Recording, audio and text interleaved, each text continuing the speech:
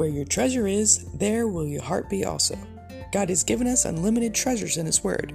Every time we open it, we can discover a new treasure or admire an old one. What will we find today? Let's dig in. Here's Carla Early with Treasure Hunt in the Word.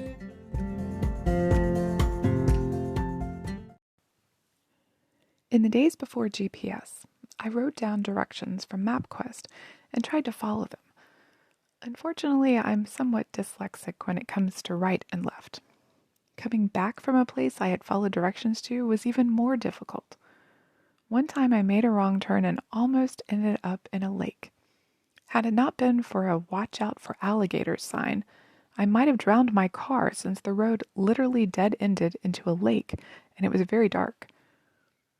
Once, the directions told me to go west on a certain road, and I went east instead, not really knowing which way was east or west or how to find out. I went about 20 miles before I figured out that one. Even now, when I insist on going my own way and ignoring my GPS and the way it wants me to go, I can get in trouble. I think my way is quicker or avoids more traffic. Sometimes I'm right. Sometimes GPS is. Not so with God. He is always right. His way is always right, even if it doesn't make sense to us. That really stood out to me as I read 1 Samuel 12 today. The people insisted on a king like all other nations. God had chosen the Jews to be His own special people.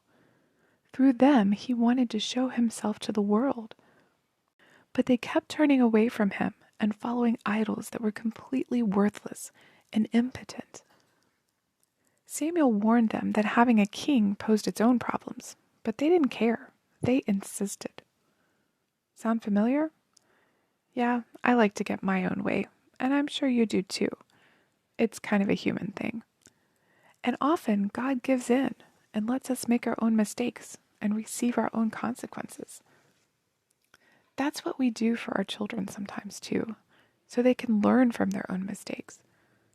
That's what God did here too, but He made it perfectly clear that this did not please Him. When the people realized this, they got scared.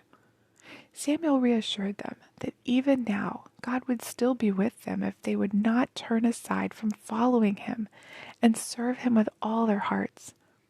Because that's what He wants, right? In verse 21, He says, "Do not turn aside, for then you would go after empty things which cannot profit or deliver, for they are nothing." Of course, He was mainly talking about other gods. They might be made of gold or silver, but as Psalm 115 says, they're just the work of man's hands.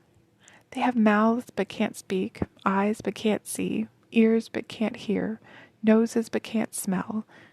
Those who make them and those who trust them are just like them. Those gods couldn't win battles, keep those who worshiped them safe, or anything else. They were powerless, and worshiping them was worthless. But turning aside from the Lord to anything else is worthless, empty, nothingness. We can work and work for something that we want, a goal, something we value above anything else. But unless it's of God, on the path that He has marked out for us, it's worthless, empty. Achieving that goal is meaningless in His scheme of things. That puts a different perspective on life, doesn't it? If we're not living for Him, what we're living for is worthless. Like those empty, leaking cisterns that Jeremiah talked about. Instead, we should follow what Paul says in 1 Corinthians 10:31. Whether you eat or drink or whatever you do all to the glory of God. You can contact us at treasurehuntintheword@gmail.com. We'd love to hear the treasures God has given you through His Word. You can listen to other episodes at our website, which you can find in the description below.